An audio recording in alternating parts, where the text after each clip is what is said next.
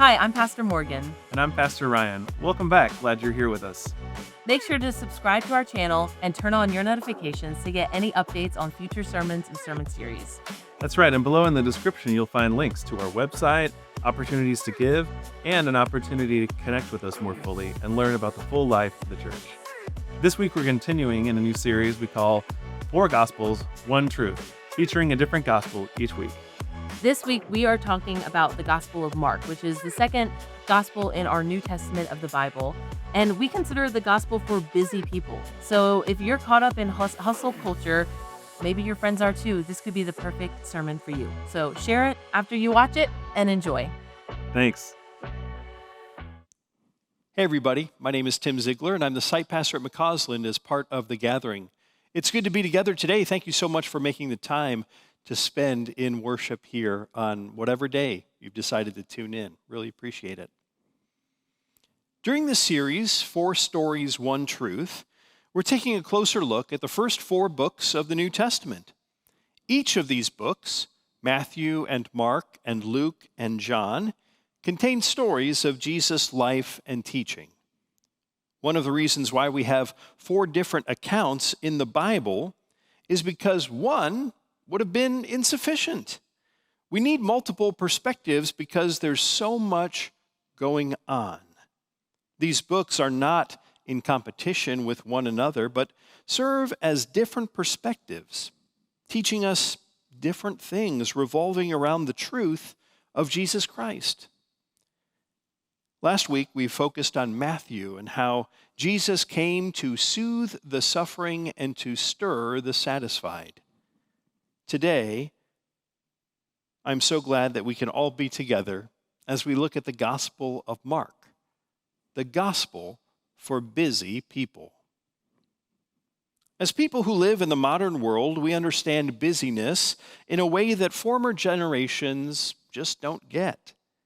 From the rapid brewing of coffee to the efficiency of express checkout lanes to the very notion of streaming service that eliminate waiting when you have fast internet.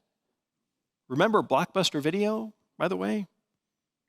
To the demand for immediate responses to digital communications, existence often feels like a continuous race against the clock. Remember the Jack Bauer 24 clock?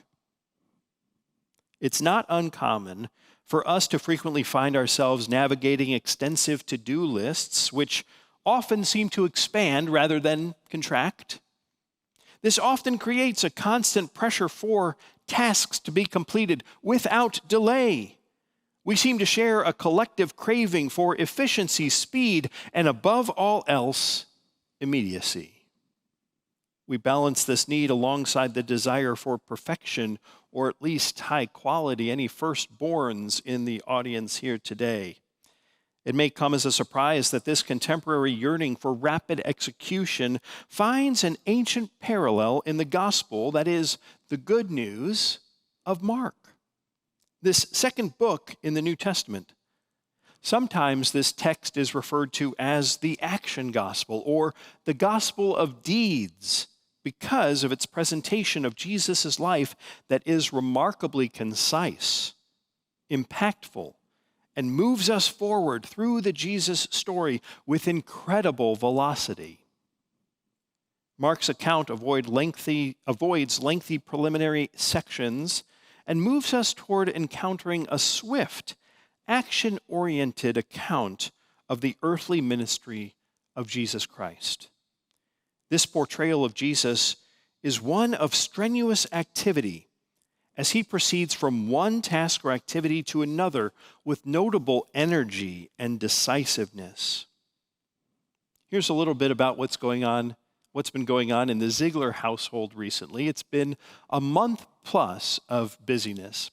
Our oldest, Mary, graduated from Washington University, and just this past Sunday, on Father's Day, I was able to move Mary into her apartment at the University of Michigan, where she has entered graduate school in education. Our middle child, Andy, has been doing a semester at Disney World, at Epcot Center specifically, and decided she loved it so much down in Florida that a month ago I drove down her red car to her as she will be entering Rollins College, a small liberal arts school in Winter Park, this fall, and continues to work at Disney World as well. Our youngest child, Charlie, the last one who remains at home, is presenting Lisa and I with an opportunity to experiment as being empty nesters because he is off to Japan as we speak. After a day's delay in Minneapolis, St. Paul, his flight is leaving for Japan for a brief study abroad. And just this past Tuesday, my spouse Lisa and I celebrated 25 years of marriage. It has been a busy time. And if there was one word that summarized the Gospel of Mark, it would be the word immediately. This word, which is euthos in Greek, is used over 40 times in this, the shortest of the Gospels.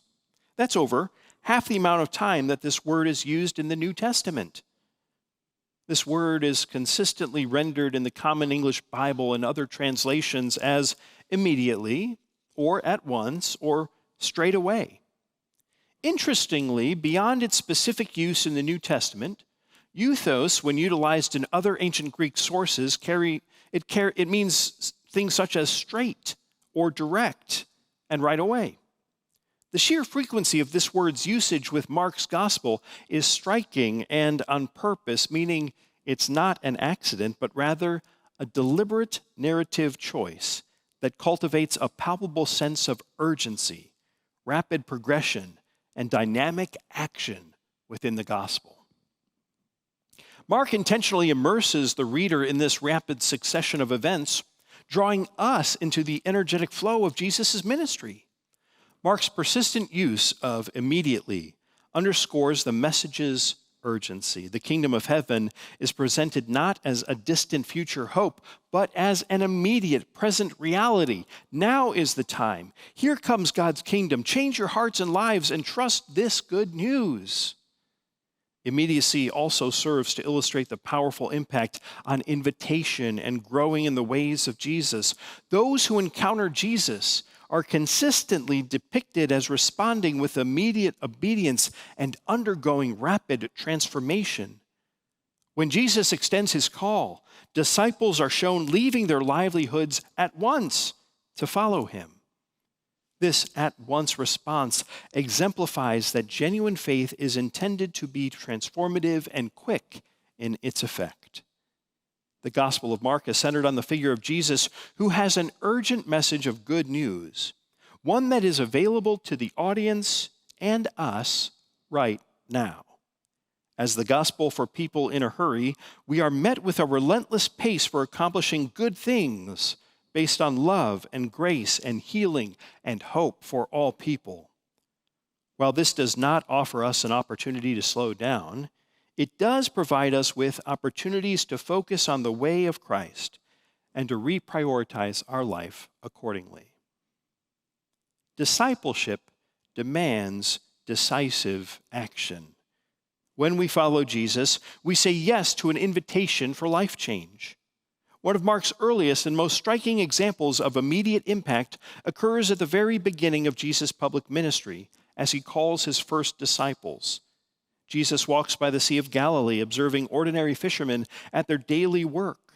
His invitation to them offers the hearers an instantaneous and radical reorientation of their lives, centered now upon Christ. As Jesus passed along the Galilee Sea, he saw two brothers, Simon and Andrew, throwing fishing nets into the sea, for they were fishermen. "Come, follow me," he said, "and I'll show you how to fish for people." Right away, aka immediately, they left their nets and followed him. The phrase "right away" is pivotal here. It signifies not a casual invitation, but a profound, authoritative call that elicits an instant and complete abandonment of their established livelihoods. This immediate departure underscores the transformative power embedded in Jesus' simple invitation. It speaks to the common person's readiness to allow for a future committed to hope and love and grace. But let us also not forget that these regular folks, people just like you and me, were invited to follow, to learn, to walk in the ways of Jesus, behind him, to not be abandoned, to not have to lead, to not have to go it alone, but to spend time walking, following, conversing, listening, learning, laughing, crying, and overall experiencing how best to live and love and serve others as Jesus did. And we do this not apart from Jesus, but with Jesus. Not bad company. Jesus demonstrates a compassion that is urgent. Soon after his initial teachings in the synagogue, Jesus demonstrates his compassion through an immediate act of healing within a private setting. He enters the home of Simon and Andrew, where a pressing need is at once brought to his attention. Simon's mother-in-law was in bed, sick with a fever, and they told Jesus about her at once. He went to her, took her by the hand, and raised her up. The fever left her, and she served them. Here we see swiftly the urgency with which Jesus responds to needs. Perhaps this is best summed up with a motto of one of the gathering's own families: see the need, meet the need. And really, this not only clues us in as to how we are to act when others are in crisis, but we learn to do so by examining the actions of Jesus throughout this gospel. This is just one example. Time and time and time again, Jesus sees a need, or a need is brought to his attention, and then he meets that need. Now, how often does the one who is healed jump into a posture of serving right away? I'm not sure. But that's also in the text, that once we have encountered abundant life in Christ, we can't help but to serve others. The urgency presented throughout the life of Jesus in Mark is not confirmed to historical accounts or confined to historical accounts. It resonates as a present and pressing call to every individual now, today. This good news is not a message to be deferred until a more convenient time or a less busy season. In the midst of our often overwhelming and demanding lives, it is common to rationalize delaying a deeper engagement with faith, perhaps thinking, in effect, I'll get to God later, or I'll consider spiritual matters at a different time when things slow down. Jesus in Mark, however, directly challenges this inclination. The gospel, with its relentless pace, conveys that Jesus' message is precisely for the busy, the overwhelmed, and those who perceive themselves as perpetually lacking time. It is a message of immediate importance and transformative power, directly addressing the contemporary human condition of constant activity, or swiping, or being busy by using our phones, or being busy by having our phones use us. In other words, this gospel is for us, right here, right now. Jesus Jones, anybody? If Jesus consistently acts with urgent compassion by seeing needs and meeting needs, and if discipleship demands decisive action, then we must begin to see this gift of life as not something to be passively awaited, but the gift of now. After all, no one gets out of this life alive. There is a clock ticking down right now, and what we do or do not do now, what needs we see or avoid now, have lasting impact not only for us as individuals, but for our communities as well. I was able to attend my college reunion recently, And one of the things I noticed was sort of a lack of new music. Maybe it was because we were in that time of like looking back, but it seemed like we were just surrounded by music of ages gone by. And I hope that everybody who attends reunions, everybody here today and listening online, viewing online, spend some time investing in new music, because there's still cool stuff coming out, stuff that's going to surprise us. These things don't need to replace our favorites of the past, but can offer different musical perspectives as to how our tastes may have changed and evolved over the years. Recently, I've come across bands such as Tiny Habits, Wild Rivers. Going back a few more years, Haim, and then staying present like Benson Boone, Maggie Rogers, Brandy Carlisle, Chris Stapleton, and maybe most of all, Jason Isbell. His song, If We Were Vampires, helped me to appreciate some language around what it means to only be here together for a limited amount of time, which is true for all of us. When we couple this notion of being busy with having a limited shelf life, we can begin to notice one of the gifts that Mark provides us, the perspective of Jesus, who was always at work, always on the move, always meeting seen needs, always inviting others into the promises of the ongoing kingdom work that is available to us during each and every moment. We have been invited to focus on Christ and to align ourselves with the eternal truth of Jesus, one that begins with saying yes to Him, the bearer of God's good news. And yet, we mess up. We miss the mark, pun intended. We can get lost. And if this resonates with you, I invite you to consider being baptized.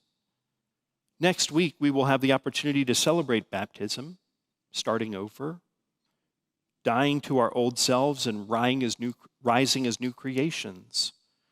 We will have the immersion tub set up for all as well in the front. And we will have the fount too. I invite you to prayerfully consider this and to sign up in the app by tapping on baptism, or just show up in person for worship next Sunday, June 29th.